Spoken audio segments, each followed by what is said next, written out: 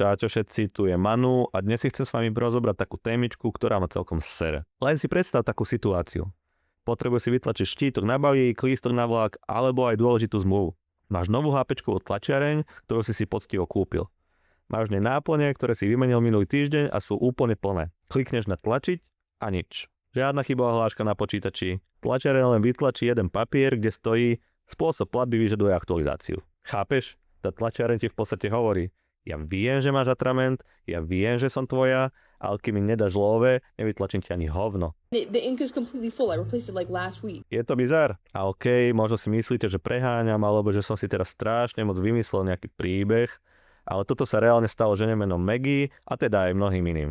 The ink that you paid $122 some for, that's in your printer right now, you can't use that. I have 2 full cartridges that I don't have access to because I canceled HP's Instant Ink monthly service that they want to fuck everybody with. Vítajte v dobe, keď si kupujeme drahé veci, ktoré nám reálne nepatria. Predplatné je dnes všade okolo nás. Platíme za filmy, hudbu, hry, ale všimli ste si, ako nenápadne to preliezlo do každej štrbiny nášho života? Máte doma inteligentný zvonček alebo kameru? Nezaplatíš predplatné za cloud, tak ten zvonček je v zásade len drahý kus plastu. Chceš si pozrieť záznam, kto ti behal po dvore pred hodinou? Zaplať. Bez predplatného nemáte prístup k vlastnému videu. Zoberte si inteligentné hodinky o prstene. Napríklad Oura Ring. Kúpi si prste za, čo ja viem, trepnem 300 eur. Aj viem, koľko to teraz reálne stojí. On má snímače na vaše zdravie. On má tie dáta, ale keď nezaplatíš mesačný poplatok, neuvidíš svoje vlastné dáta o spánku. Ten hardware tie dáta nameral, máte ho na prste, ale sú zamknuté za paywall. Môžeme pokračovať ďalej. Inteligentné domácnosti, Apple, Google, Amazon. Kúpite si žiarovky, termostaty, zámky na dvere. Všetko funguje cez ich cloud. Ak sa firma rozhodne, že váš model už nepodporuje, alebo ak im vypadne server, tak si v piči doma pod tme alebo zamrznutý pred dverami, lebo ich nevieš ani odomknúť. A ja chápem, že vám to prípada jak sci-fi, ale toto sa už reálne stalo. Majitelia zariadení Insteon alebo Wing o tom vedia svoje. Jedného dňa sa zobudili a ich inteligentný dom bol proste dead. Auta, to je kapitola sama o sebe aj u nás. Chceš si v zime na diaľku naštartovať auto cez aplikáciu, aby sa ti vyhrialo? U mnohých značiek je to súčasť predplatného balíka Connected Services. Alebo minimálne bolo. Máš to auto pod oknom, máš v ruke mobil, máš tam tú funkciu, ale ak neplatíš, tak si v tom mraze môžeš pekne škrapkať okienka, jak za starých čas. Hrozne nerad ťa prerušujem, bráško, ale chcem ti povedať, že streamujem na Kiku a býva tam fakt halus. Link máš dole v popise, tak tam hoď follow a nehanbi sa napísať do chatu. A my pokračujeme. A to už nerátam predplatné na rôzne spotrebiče ako kefky a podobne. Tuším v Amerike fičal nejaký výrobník juicu z takej tubičky, jak detská výživa to bolo. Kúpil si ten prístroj, kúpil si náplne a reálne si ešte musel zaplatiť predplatné, aby ti z toho Maglajzu vyšiel juice. My žijeme v neuveriteľnej dobe. Chválne oni hovorí v minulom čase, lebo skrachovali. Jaké nečakané, čo? Niektoré z týchto vecí znejú tak absurdne, že si fakt môžete mysleť, že si to vymýšľam. Ale uvedom si jednu vec. Za posledných 10 rokov rástli firmy s modelom predplatného 4-krát rýchlejšie než tie klasické. Prečo asi? A teraz niečo aj pre hráčov. Steam, všetci ho milujeme, máme tam stovky hier, zbierame achievementy a vyhadzujeme peniaze počas výpredajov. Ale čítali ste niekedy tie ich podmienky? V skutočnosti si na Steame tie hry nekupujete. Vy si len predplácate licenciu na ich používanie. Je to v podstate predplatné, ktoré ste zaplatili naraz. Ak sa Valve zajtra rozhodne, že táto hra už tu nebude, tak si ju nezahráš, aj keď si ju zaplatil. A niečo takéto sa v minulosti fakt tiež reálne stalo. A ty s tým nespravíš absolútne nič. Nemôžeš tie hry predať, nemôžeš ich niekomu darovať, nemôžeš ich dokonca ani nechať v záujte svojim deťom. Skúsi to len tak predstaviť. Máš doma políčku s CD-čkami alebo kazetami z roku 95. Tie sú tvoje. Môžeš ich rozbiť, predať bazári alebo požičať susedovi. Skús požičať digitálnu hru od Steamu susedovi bez toho, aby si mu dal heslo od celého svojho Steam účtu. Sme v stave, kedy sú naše najväčšie záľuby a spomienky v rukách jednej firmy, ktorá má prv na vypínači. Áno, ja viem, že je tu ešte Epic Games a ďalší, ale kto tam reálne nakupuje, hej? A netvárme sa, že sme teraz objavili koleso. Však už kedy sa ľudia upisovali na odber novín. Bolo to fér, vydavateľ mal istý príjem a iste mali noviny ráno pred dverami. Win-win. Potom prišla kábelka, Netflix s DVDčkami a streamovanie. Všetko to dávalo zmysel. Za malý peniaz si mal prístup k nekonečnej knižnici. Programy ako Photoshop alebo Office ste si kúpili normálne v obchode, alebo aj online, to je jedno. Hodili ste to do počítača a hotovo. Ten program bol váš. A vždy. Mohli ste ho používať 10 rokov a nikto od vás nepýtal ani cent navyše. Pre firmy to bol ale ich najhorší biznis model. Dostali od vás peniaze len raz. A tu bol ten dôležitý moment, ktorý dnes úplne zmizol. Vtedy sa tie firmy museli reálne snažiť prijať do novej verzie nové funkcie, niečo prevratné, aby ste si ju kúpili aj o rok, o 2 alebo o 5. Bol tam tlak na kvalitu a na inováciu. Dneska to už majú úplne v uprdele. Všetci prešli na model cloudu a predplatného, čo v preklade znamená len jedno. Už vás nemusia o ničom presviečať. Nemusia makať na nových funkciách, ktoré vám vyrazia dých. Na čo by to robili? Však vy to predplatné zaplatiť aj tak musíte, inak vám tie dáta proste zmiznú. Pozrite sa na taký Word a napíšte mi dole do komentu. Zmenilo sa tam za posledné roky niečo podstatné? Reálne v ňom robíme úplne to isté, čo pred 10 rokmi. Zatiaľ čo kedysi ste si ho kúpili raz a navždy, dnes vám zaplatíte mesačné sumy, ktoré počase niekoľkonásobne prevýšia cenu tej starej krabicovej verzie. A reálne napríklad pri tom Worde jediná inovácia je autosave a že to máte prístupné cez cloud vo všetkých zariadeniach. That's all. Kľudne ma oprav, jak sa mýlim, ale ja asi nie som taký power user na Office. Firmy zleniveli. Na čo by sa namáhali s nejakou revolúciou, keď majú vaše peniaze na účte každý mesiac isté, bez ohľadu na to, či niečo vylepšili.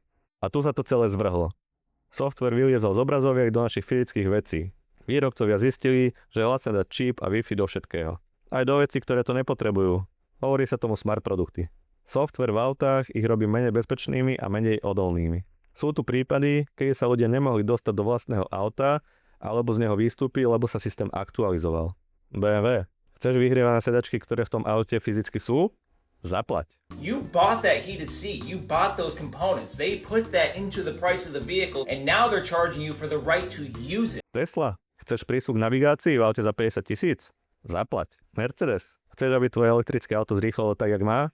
Zaplať 1200 skurvených eur ročne. Ale pak, kdyby sám ďábel zaplatil, vstoupil by na nebesa. This is greed. I don't care. Oh no, it's capital. This is greed. A ďalšie, odomknutie palubnej kamery za 16 eur mesačne, alebo vzdialený štart za 35 eur ročne. Keď vám to ukradnú, pomôžu vám ho nájsť, ale len ak platíte mesačný poplatok. Vráťme sa k HP a ich Instant Ink, pretože to je asi najlepší príklad toho, kam sa celý trh s elektronikou uberá. Get ready to ink differently with HP Instant Ink. Your printer anticipates when you're low and sends you the right ink right on time for less. Aby sme si to ujasnili, HPčko vám nebráni vlastniť tlačiareň.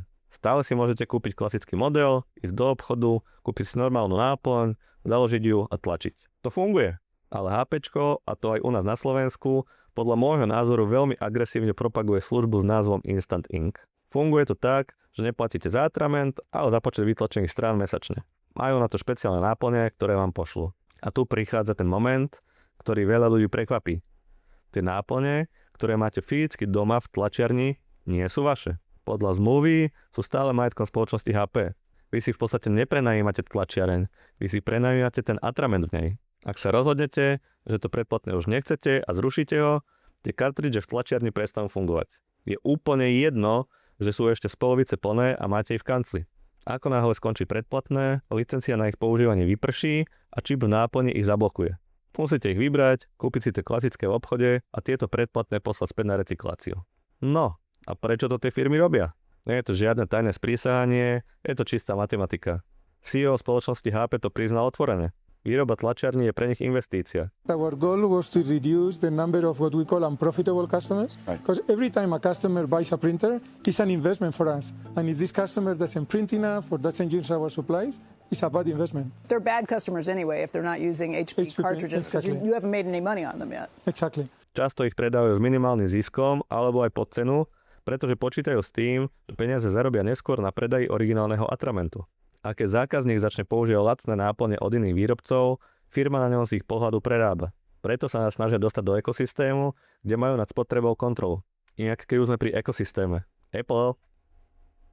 Najhoršie je, keď sa firma rozhodne, že produkt už nebude podporovať. Google, Nest Revolve, domáci hub za 300 eur. Jedného dňa prišiel mail, vypíname servery, od zajtra je to kus plastu. OK, preháňam, ale proste odstavili to. Spotify Karting. Zariadenie za 90 eur, ktoré po 2 rokoch proste prestalo fungovať, lebo Spotify sa tak rozhodlo. Juicero, to už som tušne spomínal, odšťaval za 400 eur, ktorý bez internetu nevytlačil ani kvapku.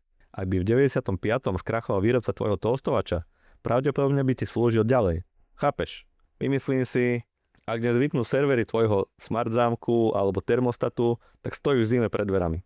Problém je, že spoločnosti používajú zákon z roku 1998, pôvodne proti pirátstvu, aby nám zakázali opravovať vlastné veci.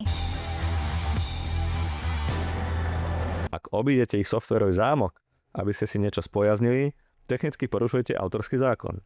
To je bizar, čo? Ale ľudia toho majú dosť.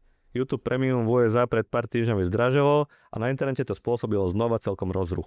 Našťastie vznikli aj dobré nápady. Úrady v USA zaviedli pravidlo click to cancel. Ak bolo ľahké sa prihlásiť na odber predplatného, musí byť rovnako ľahké sa z neho aj odhlásiť. Žiadne hodiny na linke s operátorom, žiadne skryté podmienky. Idú po krku Adobe aj Amazonu za ich pochybné praktiky. A funguje to. Pod tlakom verejnosti HP pomaly ustupuje od Instant Ink, BMW zrušil predplatné nasedačky a Queryk musel skončiť s čipovaním kávových kapsul. Môj odkaz pre vás. Keď si niečo kúpiš, malo by si to vlastniť. Nie je to prenájom, nie je to licencia. Ak platím raz, je to moje a môžem si s tým robiť čo chcem. Napíš mi do komentárov, ktoré predplatné ťa sere najviac. Ak sa ti video páčilo, hoď na like a odber, aby ti už nič neuniklo. Áno, ja viem, je to otravné, ale reálne to tu potrebujem nakopnúť. Tak mi s tým pomôž. Na rozdiel od subscription v cloude, je to zadarmo a vieš to kedykoľvek zrušiť. A dojdi na Kik, býva tam fakt sranda, len už ma občas nebaví sa rozprávať sám so sebou ako autista. Link máš tiež dole v popise. Ešte chcem upresniť, že nie všetko musí byť fakticky správne, je to info z internetu, kľudne ma oprav. To je na dnes všetko, čaute.